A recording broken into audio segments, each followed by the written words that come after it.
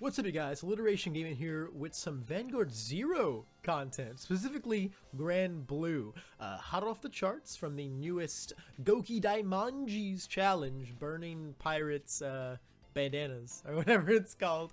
This is the newest deck from the most recent clan event, and today we're going to be going into my personal profile of it. Now, this deck is not 100% complete, not there, it's a few cards off, but I felt like it was complete enough to go ahead and do a profile of it right now, especially since we're only like a couple days left in the event. It's a little unlikely that I'll get the cards to finish it anyway, so I figured I'd just go ahead and do it now, especially because I wanted to get it out there while the event was still live, so you guys kind of knew what to look for if you're trying to emulate this list. So without further ado, we are just going to get right into it. We're going to go into my deck builder here. Granblue, got the Shuriken sleeves, we gotta represent. Anyway, so the list you're looking at, actually right up there, is the exact list we're going over today. Should be, anyway. So first things off, we have Night Spirit. He's our starter. He simply goes into Soul to give something 3,000 power. It's very decent. It's whatever, but it's mostly there for our Superior Ride combo with Spirit Exceed, because that is what this deck really wants to be trying to go for. I'm going to get into that later. Don't even worry. So our first card is Chappie the Ghosty at 2 copies. Now, immediately right off the bat, I'm going to tell you this is where we're missing cards. Ideally, this would be 3 copies of Chappie, at least 3, maybe even 4 if you want to go crazy. I mean, he's really good. As you can see, he is just foolish burial for Granblue. When he's placed on Rearguard Circle, you can put any card from your deck into the drop zone. He is... so good, so good. I love Chappie. He just turns the deck on. He sets up, if you have 1 Night Mist, he sets up Night Mist power up and double Night Mist. If you don't have any Night Mist, he finds your first one and gets things going. Opening with 1 or 2 of him immediately sets up Spirit Exceeds complete Superior Ride, because you can get Samurai Spirit and Spirit Exceed from the drop. If you open Samurai Spirit and Chappie the Ghosty at 1, you can get your Spirit Ride set up. He's just so good. Like, the utility with Chappie just doesn't really ever stop. I never am like, dang, I drew another Chappie, oof. Like, even at the end of the day, it's just some solid deck thinning.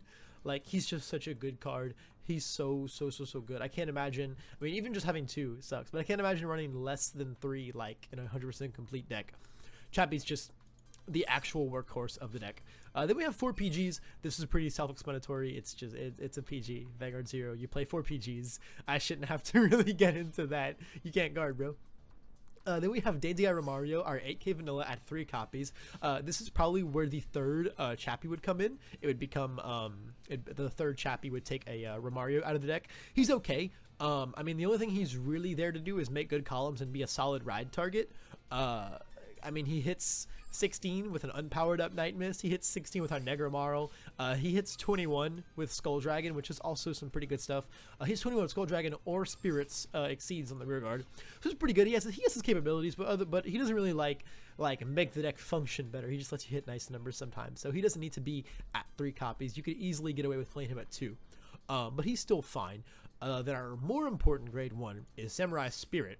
Samurai Spirit is from the drop zone. You can counterblast 1 and retire a rearguard to call him from the drop zone. This is a pretty good effect. If you're just like not drawing boosters at all, you're overdrawing, you know, 3s or attackers, you can convert them into boosters. That's kind of the nice utility that the deck has. You can always like build decent columns no matter what you're drawing. So I like Samurai Spirit. The main reason he's here at so many copies, though, is because he's an integral part of the Spirit Exceed Superior Ride, which we will get to later. Moving on to grade 2s, we have 2 copies of Ruin Shade. Once again, this is where we're missing a card. This should be 3 copies. I don't personally think it's a 4 of. I think it's a little bit of overkill, and you can start to risk decking out if it's your only thing to attack with. I think 3 is a really solid number, especially if you're playing 3 or more Chappies, because you don't really need drop zone, like, you need specific things in the drop, not a like grand total number of cards in the drop. That's later on Granblue, but you really just want your specific things in your drop zone right now. So if Ruin Shade doesn't find like specifically like Night Mist, Samurai Spirits, Exceeds, or Skull Dragons, like, you don't really want it in the drop unless you're going for like the Mega Blast, but then that'll just come naturally anyway. So Ruin Shade is fine at 3, but what it does is Vanguard to Rearguard Circle. When Ruin Shade attacks, you can mill 2, or you have to mill 2, it's not optional, to get plus 2,000 power.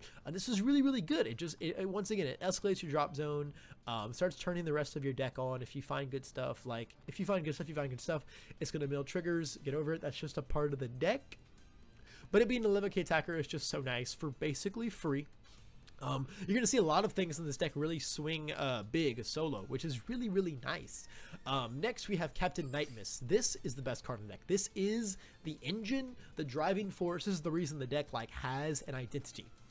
So on Vanguard or Rearguard Circle during your turn, if another copy of Nightmist is in your drop zone, he gets plus 3,000 power. Now this is really, really good. Being able to attack for 11, swing unboosted solo, like he just hits good numbers, like it's definitely a good effect. But his biggest effect is counterblast 1 from the drop zone, retire one of your rearguards to call him. Same exact effect as Samurai Spirit, but on a grade 2, and grade 2s have intercept, which means that effectively once you find 2, you can set up double intercept almost every single turn, provided you continue having the counterblast for it.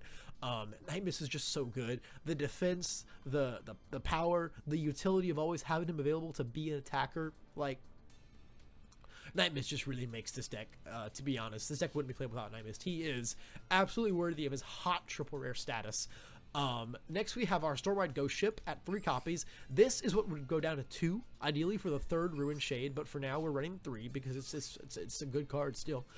So on Vanguard or Rearguard Circle, he has Restraint, or it has Restraint. don't gender the ship. Stormwide Ghost Ship has Restraint. He cannot attack. And then when your Rearguard is placed from your drop zone, whenever you revive something, it loses Restraint permanently. Which is really, really strong. It's pretty easy of an effect to set off. And then on Vanguard Circle, when he's boosted, he gets plus 5, which is really nice. That means you can, if you don't get your Superior Ride and you're on him, you can set up like a nice like 20k lane on turn 2, which is just really good to press some early damage, like no matter whether they get defensive or not. He hits over defensives, and he just kind of hits over everything, to be honest. Being a limit K is really, really nice. And then rounding out the grade 2s, we have Commodore Blue Blood, our 10k vanilla at 4 copies. It's a good ride target. It hits good numbers. It's harder to swing over. Not much more to really say about it. One nice thing you will notice about our grade 2s is they all hit for 10 or 11, as long as Nightmist is powered up. They all hit for really good numbers by themselves. So you don't always need boosters in this deck. And that's another reason we can play stand triggers. But moving on. To our grade 3s, we have to start off with 2 copies of Basskirk. This ideally would be a 3 of, in my opinion. I would play 3 Basskirks and drop 1 of these Skull Dragons. Basskirk is not really my main ride target. What I usually want to do is try to go into the Spirit Exceed, and then if the game looks like I should play for the Mega Blast, I'll go for Basskirk's Mega Blast later on. But Basskirk's 2 abilities are at the start of your main phase, Soul Charge 1, and he gets plus 2,000 power. I mean, it's decent. It's 2,000 power. It sets up his Mega Blast. This is what it is. Generic effect. But then his main effect is on Vanguard or Rearguard Circle, you can Soul Blast 6 and Counter Blast 4 to call up to 5 cards from your drop zone. Now this is actually pretty awesome. It's not always something you're gonna like play for necessarily, because you do want to be spending your other Counter Blast on good things. But if you go into Spirit Exceed, you get all your soul, and then you feel like Basskirk would be a good play, and you have him in your hand, you start trying to play for the Mega Blast, and usually it can either do one of 2 things. It can get you that last board set up, like to hit 20k columns with like Skull Dragons or something else like that. It can bring back the Night Spirit to go into Soul to give plus 3 to something again. So you can usually, like, if you're really aiming to push for game, you can set up some 21k columns with Basskirk Mega Blast, or it can just get you those last 2 intercepts you needed to live like 1 more turn and then press for game. Either way, he is really good. The fact that he works on a Rearguard Circle is a very nice thing too, because the main thing you want to be riding most of the time is Spirit Exceed. So we've talked about this card. Well, we've mentioned this card like probably 4 times already. We're finally going to get to him. So Spirit Exceed has 3 abilities, but his main one is from the drop zone. If your Vanguard is grade 2 or greater, you can put Samurai Spirit, that's our grade 1 here, and Night Spirit, our starter, into your soul and Superior Ride him from the drop zone. And then if you rode from a grade 2, you get to draw a card. This effect is actually pretty strong. It's not hard to set up at all. If you open, like I was saying, double Chappie, you can get Samurai Spirit to drop, revive Spirit, and then use the second Chappie to get Exceed. If you open Spirit and Chappie, if you like trigger check Exceed, like on turn 1 or 2, and then get it in there, like if you mill it with Ruin Shade, it's really not hard to set up. You can get this off pretty consistently. I get it off pretty consistently even with just 2 Chappies. That's just gonna get better once I get more Chappies in this deck. So it's a good Spirit Ride to get off. Now, why do you want to get it off though? What does he do once he's in the Vanguard Circle? Not much, actually. But the thing about Granblue's grade 3s is none of them do that much. That's kind of why I thought this deck might not be that great, because it's just like, oh, well, cool, I have all these really, really strong grade 2s, and I can set up, like, infinite intercepts, but, like, how do I win the game? Well, Spirit Exceed doesn't exactly win you the game, but his other effects are nice. When Samurai Spirit, that'll be the starter, is in your soul, he gets plus 1,000 at all times. So he's an 11k base. An 11k base is really strong right now. And then during your turn on Vanguard and Rearguard, if Night Spirit is in your soul, he gets plus 3,000 power. So that's actually pretty nice. That's really, really nice. This means he hits 14 on his own on the Vanguard circle, which even with Chappie as a booster hits 20k, which is a nice strong number. And then if you have them on the Rearguard circles, they can also hit 20 or 21k with your Samurai Spirit boosting or your Romaria boosting. So it's actually pretty nice. And even if you do miss the Superior ride, if you ride Samurai Spirit just as your grade 1 and then just use your starter, you still keep both of these effects online.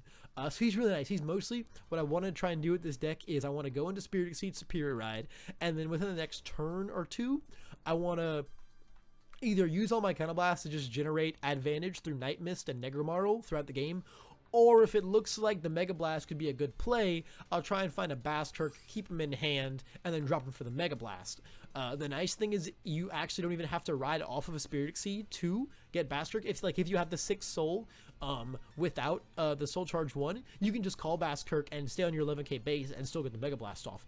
So these two work pretty nice in tandem with each other. Then we have our Rearguard grade 3s. We have Witch Doctor of the Abyss, Negromarl. Negromarl is on Vanguard or Rearguard when placed, Counterblast 2, call a card from the drop zone.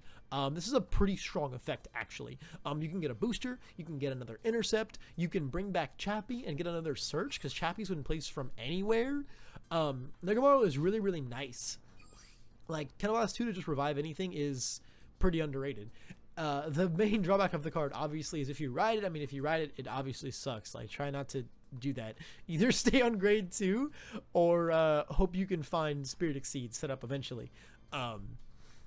But the main drawback is just when you call it, after that, it just sits there being a vanilla 8k grade 3. But it doesn't have to be, because we have 3 cards in Samurai Spirit, Captain Night Mist, and Skull Dragon who can retire Negromarl to turn into an actually good card on the board. So it's not even really a drawback. Like the fact that you can go drop Negromarl, Counterblast 2, revive an intercept, and then Counterblast 1 sack Negromarl to turn him into Night Mist and set up double intercept from that one card. It is a 3 Counterblast play, but it's a pretty freaking good play. If you have Buku Counterblast spare, you can even Negromarl into something else. So he's really good. I've seen a lot of people not want to play this card over like Monster Frank and Child Frank. That engine is pretty decent, but I wouldn't really play those cards personally. I don't think it's really worth the grade 3 space and the grade 1 space, because like that, yeah, I mean, Romario is not like the best card in the world, but he's pretty much like the best remaining option to play. Like you could either play the Child Frank, which is like not that good of an engine. You don't have trouble finding boosters. You could play the Dancing Cutlass, the Soul Blast suit and draw card. That card is pretty nice, but sadly, since we're going for the Spirit Exceed Superior ride so much, and we can't control Soul Blast when we play Dancing Cutlass, oftentimes it's gonna Soul Blast the Night Spirit and or the Samurai Spirit, and we're gonna lose all of our buffs. So the Cutlass just doesn't really work for us. And we can also play the Evil Shade. Yeah. The grade 1 10k booster for Vanguard. When it boosts the Vanguard mill 2 to be a 10k booster, that card is pretty decent.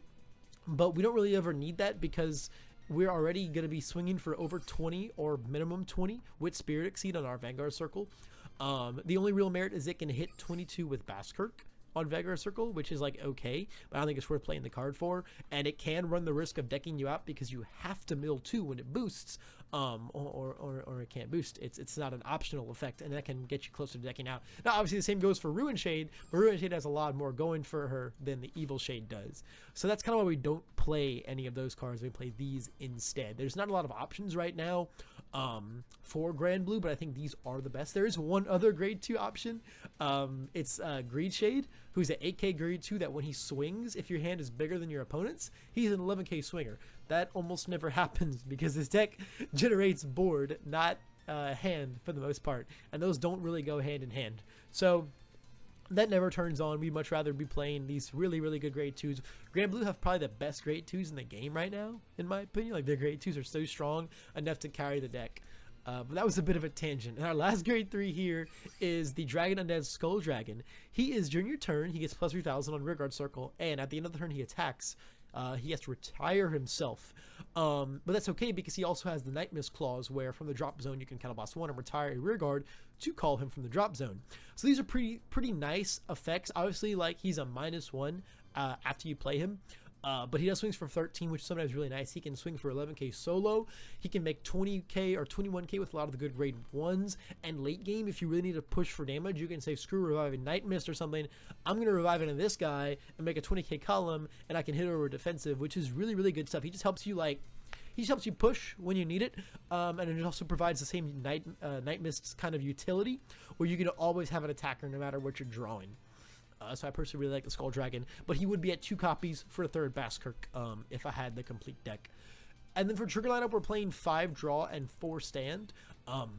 This is something I settled on after playing for a while. You cannot just play draws in this deck because you don't have a way to mitigate past 1 damage if your opponent plays double intercept every turn. Like, Nova Grappler has multi-attacks, and then Kagero and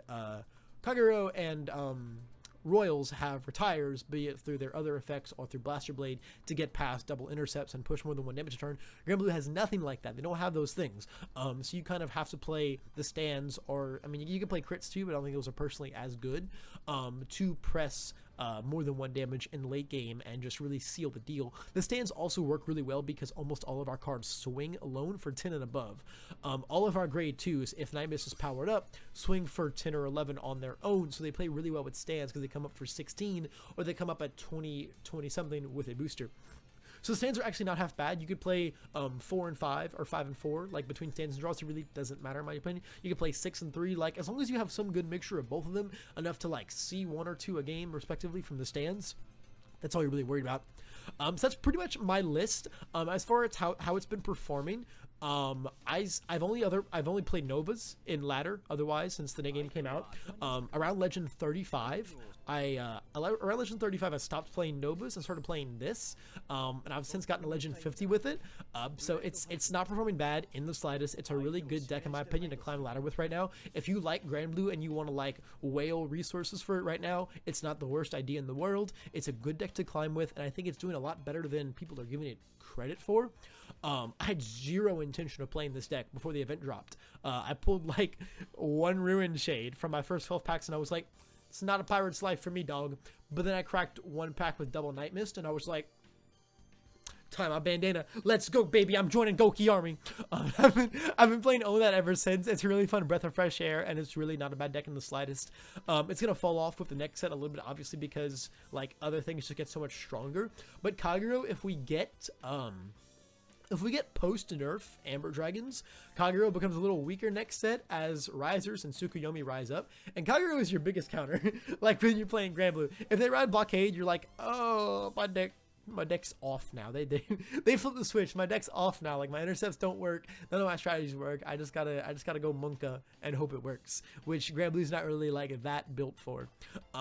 So Kagero falling off a little next set could actually help Granblue if the nerfs come in immediately for the Amber Dragons. So I think this is gonna be a good deck for like at least a little while. When we get like the Dark Regular Penguin Dimension Police set, it'll probably start to fall off because then everything just starts getting a little better. But it's not like an insane power creep by any means. You can play Granblue for a while, in my opinion, and do well with it.